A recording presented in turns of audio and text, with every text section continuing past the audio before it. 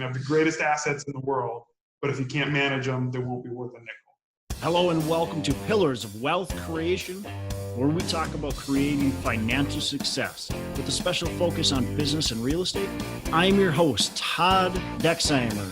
Now, let's get to it. Hey, real quick before we get started, first of all, I wanted to thank everybody for joining us on the show and for listening. To all my loyal listeners, I really appreciate you, continuing to listen and support the show.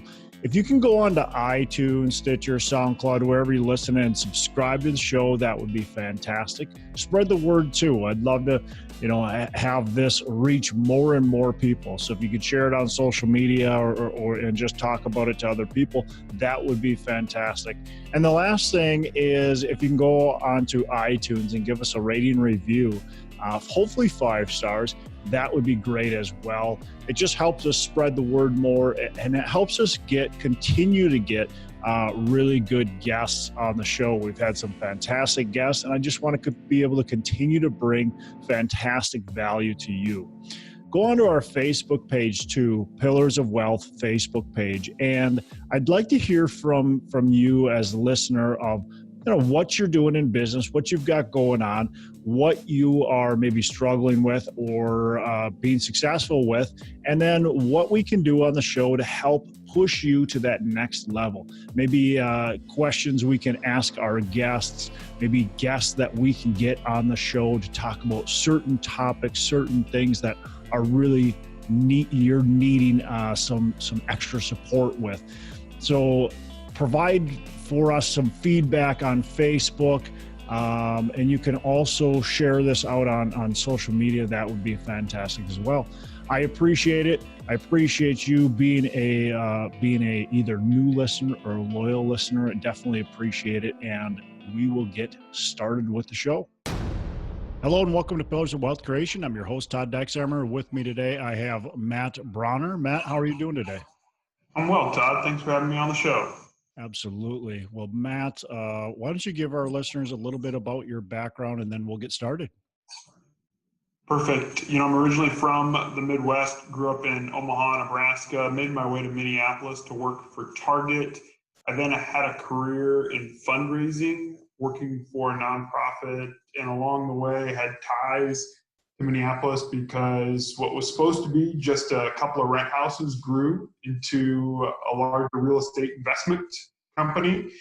And even though life took me down to Austin, Texas with a family, it brought me back here just back in May of 2018 to run our company full time. So my wife, our 2 kids, and another one on the way are excited to be in the Midwest and make our home here.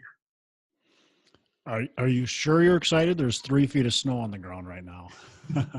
We joked about it. We said it's not winter that's so hard. It's winter with young kids. Yeah. That's a bit challenging when they can't go outside. But we're making the most of it, and we built a whole lot of snowmen and snow angels along the way. Yeah, snow forest, snow angels, and then eventually as they get older, you just got to get those outdoor hobbies that are good for the winter. We started doing a lot of skiing and stuff, and it makes the winters go a little faster. Right. So tell us then a little bit about your company that you've got and what you guys are focusing on, what you're doing right now in this market. Sure. So right now in the market, we are really focused on multifamily acquisitions, specifically here in the Twin Cities, but then we've been fortunate enough to be able to invest in a few other deals across the country. And then as we focus here in the Twin Cities, it's really built around our property management company. As we moved from single family homes and, like a lot of folks started investing in multifamily with duplexes and fourplexes, just learning frankly how important good management is to your ability to deliver returns. And that's what I spend a lot of my day doing because it's who you have. And if you want to get specific, to hit the repairs and maintenance issues that come up that are going to determine whether or not you can hit your return. So that's where we spend time, and we hope it also enables us to meet other investors, people like yourself, and find other deals along the way. Yeah. So as you're looking at your portfolio, trying to hit return expectations, what are some specific things that you guys are doing to help with those return expectations and to increase those? Sure. I would say it all starts on the front end. Buy right. You can't get back what you lose there. And so we have scaled through a number of debt investments, and that means that we have to be aggressive in our cash on cash returns. So we look to hit a 15% cash on cash return in year one. And so that's something specific to our strategy now. And then, frankly, as I was mentioning earlier, with regards to the management, it's how you can then capture market rent and then the cadre of people that you can call on to manage and address maintenance issues that come up that are going to really determine whether or not we've found you can hit your return numbers. So let's dig into that a little bit. When you're looking at, you mentioned the people that can, basically do the repairs, maintenance, all that kind of stuff. What are you finding a success in? How are you finding success in that? What are you doing to get the right people on board and all that kind of stuff? It's really networking, similar to networking for investors. And although it's at maybe a slightly different end of the spectrum, the really good plumber or the really good electrician takes time to find, and the ones that can do the work well at an appropriate cost already have more work than they need. So it's how do you become important to that person? And that's why we're scaling our third-party property management business. Over time, we'd love to just manage our own properties. How do we become more important to those vendors? We like being able to rely on a service as the market goes up and down. There's always a need to properly manage properties, so we might be a little bit different than your typical investor in that regard, with the fact that we are building out this company. But then I would say that's probably the most specific strategy that we have of how do we grow to become more important to the right subcontractors. Yeah, that's a good point. I mean, when I was doing a lot of flipping, I was definitely important to their business because I was keeping them very, very busy. And as I scaled back on the flipping, I noticed the responsiveness of a lot of my subcontractors went down. They didn't value me as much as previously did. And, they had other work. The economy was picking up.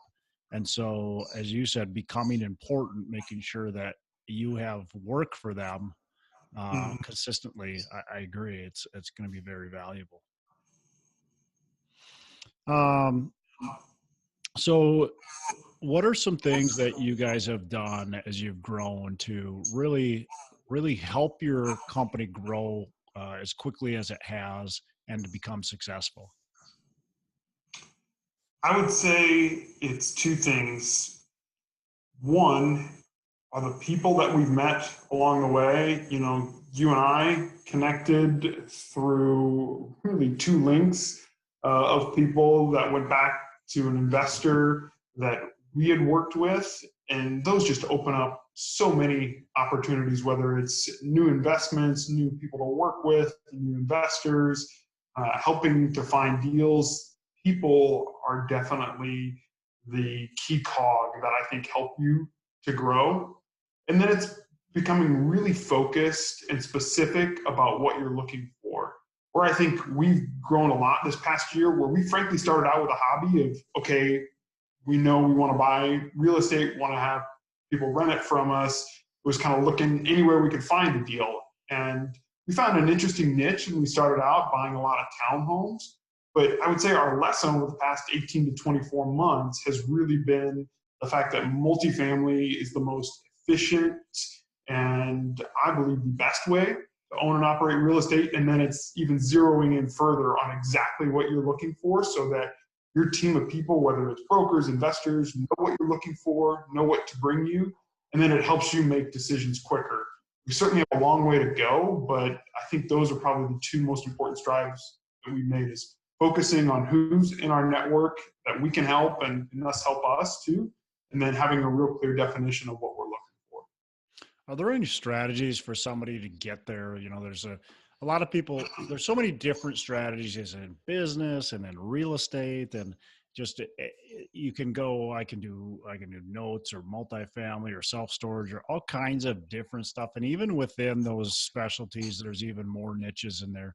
Is there any strategies that you can help our listeners with that can help them get to that point of where they've become more laser focused like you guys have? Well, I do think that there are some lessons that everybody has to learn. You have to learn where your skill sets are. You have to learn where you see market opportunities. I wish I could tell you that we had this grand vision over time that we were always going to own apartments, but that just wasn't the case. We knew we wanted to own real estate. Mm-hmm. It was any strategy. It was just constantly talking to other people who owned real estate type businesses. And we have just worked our way into multifamily over time. Now, I would say kind of a backward looking strategy has been like, all right, what do we know? And then what do we want to stay focused on?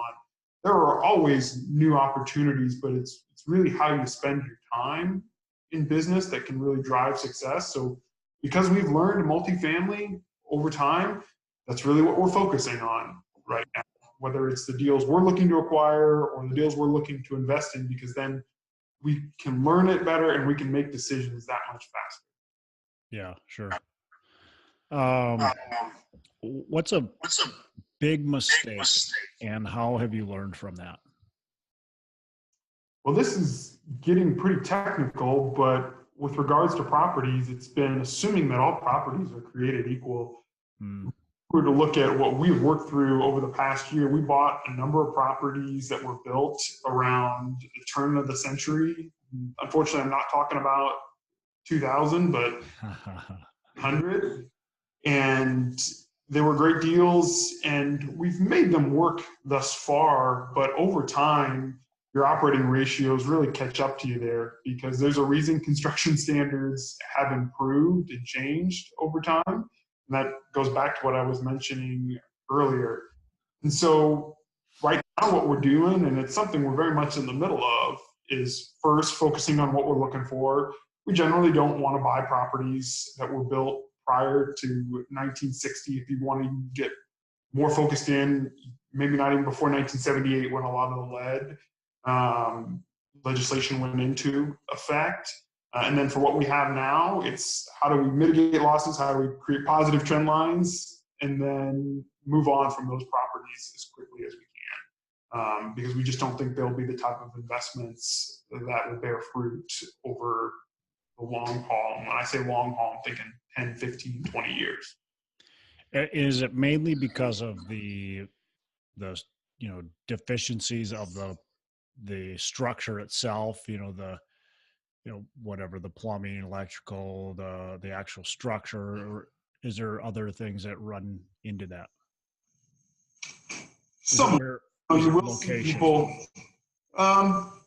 if you want to talk specifically about the structure, I think you will see people over time say, I don't want to own properties with flat roofs. We still are comfortable in that regard, but as you become more of a multifamily investor, it's fascinating how much you learn about construction. And a pretty basic construction lesson that I know I've had to learn, and we've learned along the way as well, is you can't put Band-Aids on top of Band-Aids on top of Band-Aids. Mm-hmm. Sooner or later, you're just running up against a wall, for lack of a better term. And so you have to, if you want to expand, specifically as we look to make larger investments, it's something that becomes really important to us. Yeah, I think, I've learned the same lesson as you as far as the age of properties and certain types of certain types of, plumbing and whatever it is. There's certain things that just don't really last forever. And we have to be very cognizant of that as we're purchasing a property. Very similar to you, have bought many properties where the expenses are just through the roof, and it's because of the age of either the components of the property or the property itself. So very, very easy mistake to make, because we look at things on the piece of paper and we go, oh yeah, here's where our Yeah, expenses will be. Yet, right, you know, reality oftentimes isn't the same as what's on the piece of paper. right. So as you scaled your business, you guys started. What year did you start? 2011. 2011.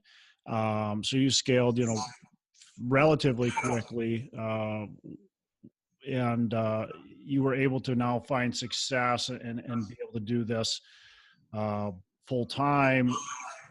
So what did you find that was helpful to kind of take you towards that next level to keep on progressing? And what are you finding successful now as you're continuing to go to the next level? I would say they're one and the same. We started in 2011 buying townhomes that had been hit particularly hard in the last recession, predominantly in the northern suburbs of Minneapolis. And we liked those because you could amortize your risk, where we were putting down almost all the cash that we had to our collective names. I have 5 other partners. And that was beneficial to us because you weren't worried about roofs, or if you did your homework the right way, the association would take care of a lot of it. But then 2015 was really a pivotal year for us. First, we found the right financing partner.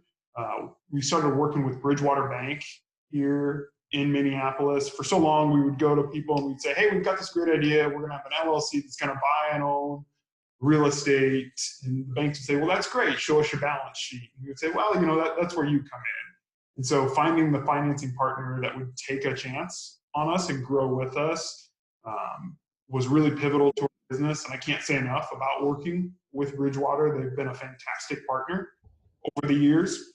And then as we grew, and that was I wish I could quote exactly the number of properties that we acquired that year, but I do remember that year, that's when we started to be in contact with more multifamily investors. And we just never even knew these types of investments existed. But I do believe that came from just having a willingness to seek out more people who worked in the space, who we knew, being comfortable talking about what we, at that point in time, were just doing on the side. And that's what has allowed us to grow some of the significant multifamily investments that we've made. And I think those are both still true today.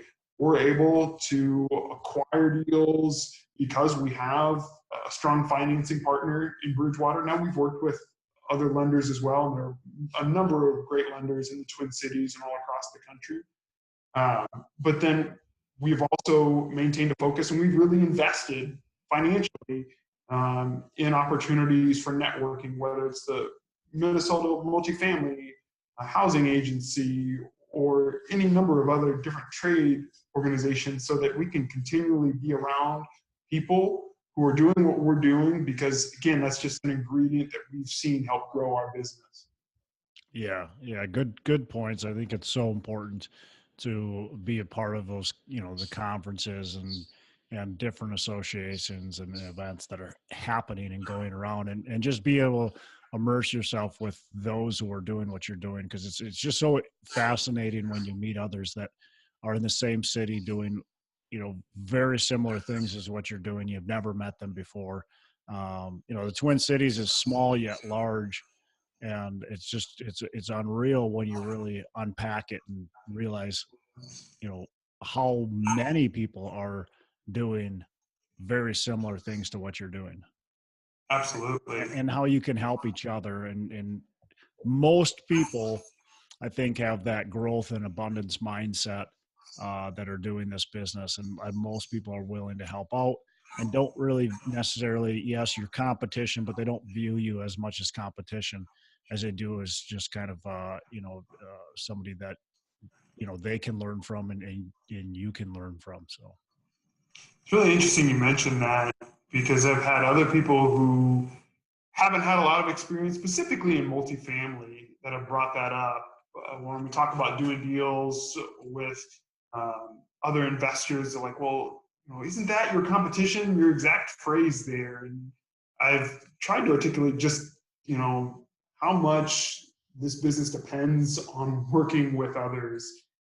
Very few people either have the capital or I guess it just speaks to how much of a team you need to be successful here, that at least for us hasn't made it an issue of competition. Yep. And if if you have a good relationship with your competition, you have good trust there, and obviously they're ethical as well as you are. Instead of just trying to beat them every time, working with them and trying to strategically, align yourselves with them makes a lot more sense in my mind. Absolutely. Cool. So what are some essential people in your business that have really helped you kind of grow and get to that next level? I guess talk about us with that a little bit. And you've already done so, but maybe expand on that. Sure. I would go back to, first and foremost, your financing partner. And that has been instrumental for us in helping you grow. But then as you look at different deals, their ability to speak to your credit worthiness will certainly help you win deals. I would then say it's your management company. And there are investors who will follow different management companies around the country. Others may have one they work with locally.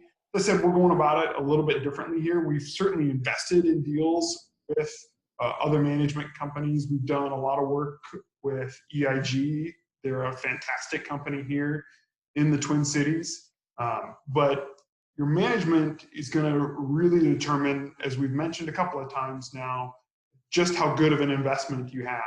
You have to buy right, but then you have to manage it well. You can have the greatest assets in the world, but if you can't manage them, they won't be worth a nickel. So that person becomes incredibly important. And then, this is a number of people here, but it's your investor base that you'll work with. One thing that we have to remind ourselves of, and that we're often surprised by, is that everyone who invests with you once has the capacity to do more. And it's how you treat those investors, frankly, how competent you are, whether or not you are able to return capital and deliver on what you promised on, your ability to effectively communicate throughout the process will then increase their confidence in you, their willingness to invest in you. And together that helps you grow over time as you look to take on different deals or to go into different ventures. So those are three that come to mind for me. It's your financing partner, it's your property management, and the investors that you begin to work with who are really depending on your reputation. Yeah, I think that's really interesting that you bring that up, that every investor that invests with you honestly has more money that they would be able to invest. And it really depends on how you treat them, how you act, and whether they invest again or not. So really interesting. I think a lot of people think that, and I've heard it said before, well, if I raise, let's call it $1 million, that there goes $1 million that I could have raised and I won't be able to raise it again. And that's maybe the farthest from the truth. Most of those people would reinvest if the right investment comes up and if you treat them the right way from the beginning. Yeah, that actually goes back to my career in fundraising. And again, this was for a non-for-profit, but really good charities understand, just like really good businesses, that the loss of a customer or a donor or investor is more significant than acquiring new customers or investors. Now, it has to be dynamic, it has to grow. But when somebody makes a gift to your organization, when they invest with you, that first time they're crossing that trust gap. And that's the most difficult decision for them to make. In fundraising, we would call it the test gift. Okay, let's see what you're going to do here. And then if I can see results from that over time, then you might be able to really tap into their philanthropic capacity. I believe, and I say this as somebody who's relatively new to the game, you have a lot more experience here than I do, but I believe the same thing applies to investors. What you get the first time around is not their total capacity, and it is a test in many regards. And your ability to build that up, then what else we would say to ourselves when I was working in fundraising, we would say, go to those who are already giving you the money because they trust you. They know Todd, they know Matt. And so then your opportunity is greater in terms of what you're looking to raise. And of course, there's a win-win there, but it just becomes such a better use of your time. It's much more difficult to get the first gift or the first investment out of somebody than it is to go back to someone who you have a proven track record with. Yep, absolutely. Good stuff there. Hey, we're going to take a quick break, and I want to mention a few things. First of all, I've been doing some coaching, and I want to continue to kind of expand that slowly and take on a few clients. And up until recently, I didn't really believe in coaching and taking courses and stuff like that. But I recently, or I shouldn't say recently, it's been a few years now, hired a coach and saw immediate results and have been very happy with it, and decided, as my teaching background, I wanted to do some coaching myself and help other people get the results that I was able to achieve. And so if you're at that point where you think that's the spot for you, or maybe you just want to explore if it's right for you, reach out to me. I'd have a free discovery call with you. We want to make sure that it is the right step for you to take.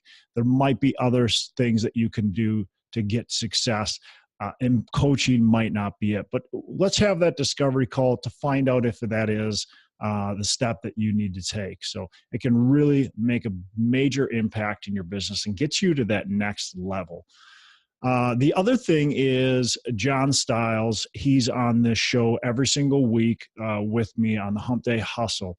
And John Stiles is a real estate agent in Minnesota, and he will help you find a good investment property. John is very knowledgeable and can help you find an investment property. It can also help you sell your investment property. So reach out to John Stiles with Bridge Realty and connect with him. He'll also, consult with you and make sure you guys are the right fit. So give him a call if you're in Minnesota. Reach out to him. He'd love to help as well. Back to the show. So tell us about your company's goals moving forward. What are you guys, where are you going in the next 5 years or 10 years down the road? Sure. So we are really focusing on multifamily investments here in and around the Twin Cities. As I said, we've had the opportunity to invest outside of Minnesota, and we're really excited about that. But we believe you have to know your backyard. It's why I moved my family up here to Minnesota. And despite all the snow, we're really glad to be here. And because you have to be able to network within that community. And we're just trying, frankly, to transform our portfolio and grow at the same time. If you can operate, bigger isn't better just for bigger's sake, but to be able to focus in on some larger investments that allow you to operate at economies of scale, ultimately allow you to deliver better returns. And then you can become even more focused in on the market and who you need to support you along the way. Going back to, we're talking about maintenance folks, you start working with a lot of apartments that have boilers, you get to know the plumbers who work those boilers really well, and you learn who you can trust, and you learn who you can go to for a value in that regard. And so that's where we're focused. We're excited, but it's a seller's market right now in the Twin Cities. So it's always been hard, and certainly is right now, working to find deals. But that's where we're spending our time. That leads me to a couple things. First, I really like what you said, where you said bigger isn't better just for bigger sake. And that's, so many people think, well, we got to go bigger. We got to buy bigger properties, and it's not always better just to go bigger. So you got to make sure you understand what you're doing there. The next thing I've got is a question. You mentioned it's a seller's market. What are you guys doing to be able to buy right now? Is there anything you're doing in particular to be able to buy, and kind of what's your play on the market? Is it a seller's market? Are you just kind of a wait and see? Are you still aggressively trying to buy, or is it going to be let's just wait until the next recession happens? No, I would say that there are still deals to be had. It's a little bit more difficult. What we're working on right now is first and foremost making sure that we're capitalizing on the fact that it is a seller's market. So it's a seller's market because the fundamentals are strong. We have low unemployment and folks are starting to see wage gains. We're certainly by no means looking to gouge people, but it is your opportunity to raise rents over time in the properties that you do own, to create value in that regard. And even though we're not in a recession right now, specific to our financing, you always need to be planning for the next one. So we're trying to make sure that we're getting through our CapEx on the buildings that we own so that we're set up well when the next recession inevitably does happen. So we're positioned well to see good cash coming off our buildings, and that we have debt that's really long in the tooth to be able to guide us through that, as well as having some cash available at that point in time. And I would say the fine deals right now, they're still out there. It just requires more networking. It requires you to go out and meet with brokers. There's another podcast you and I had referenced when we got together for lunch, the old Capital Real Estate Investing podcast. Michael Becker will say on there all the time, people do deals with people they know, like, and trust. And no one's going to come to your office and give you a deal. No one's going to come to your office and give you a check. It requires that you be out there. So it's a lot of brainstorming on, okay, where can we go find deals? Who do we know in this space? And just not being deterred when there's a lot of either rejections on LOIs, brokers telling you there's nothing out there. It's continuing to find it. There are a few deals, as I've alluded to, that we've been able to invest in outside of the Twin Cities, where some markets, I would say, are slower to recover from 2011 than where Minneapolis is right now. And we felt comfortable doing that because of the people leading those deals. We're not just arbitrarily saying, okay, that sounds like a good market over there, let's go. What we've learned from multifamily deals, and again, I'm stealing from another podcast here, but the jockey's more important than the horse. So the person leading it is what you ultimately want to work and look towards. And because we have trust in those people, that's why we have trust in investing outside the Twin Cities right now. Yeah, no, lots of good points there. Definitely agree. As you mentioned too earlier, I mean, the same thing goes when you're talking about the sponsors or the leads on the deals. You already mentioned about the property managers on the deals. I mean, you have to have the right team in place. You have to have the right people in place in order for the investment to make sense. Buying right is one thing, but beyond that, it's all about the management. Yeah, absolutely. Cool. What's a favorite book or what's a favorite book that you've read? Let's call it within the last maybe year or so. Gosh, favorite book that I read, for Christmas, it's one I'm working through right now that I really enjoy. It's called Leadership in Turbulent Times. And I'm a history guy. It's something when I have time outside of business and my kiddos that I really enjoy learning about and reading. And it profiles 4 different presidents as they led through periods of tumult in U.S. history. And it's been really, really fascinating to read. So it's been fun for me to do that when I can. Feel blessed to be busy right now. I haven't had a ton of time to read for pleasure as much as I would certainly like, but that's one that sticks out. Cool. Awesome. What's one way that you give back? My wife and I are really focused on our church. It really defines who we are. We're members of Eagle Brook Church. And so we give back both financially. We believe in tithing, and then we do believe in giving of our time to the church as well. Certainly wish it was more with, as I said, the kiddos seem to keep us pretty busy in that regard, but that's really where we focus. We find it's a great way to invest in the community and to work into building into others' lives. Cool. Awesome. Last thing, what are your 3 pillars of wealth creation? 3 pillars of wealth creation would be first, minimize and eradicate debt that doesn't build wealth for you. One of the things that I believe helped me along the way is before my wife and I got married, I just decided I was going to pay off all of my student loans. And so I lived on one paycheck a month. I was traveling for a living at the time. And so I would literally like eat the free dinners in the Delta Sky Club. I could afford to pay down the debt. I may be biased here, but it doesn't mean I'm wrong. I would say invest in real estate. There's a statistic out there that shows just how many millionaires in the United States own real estate. I believe it's over 90%.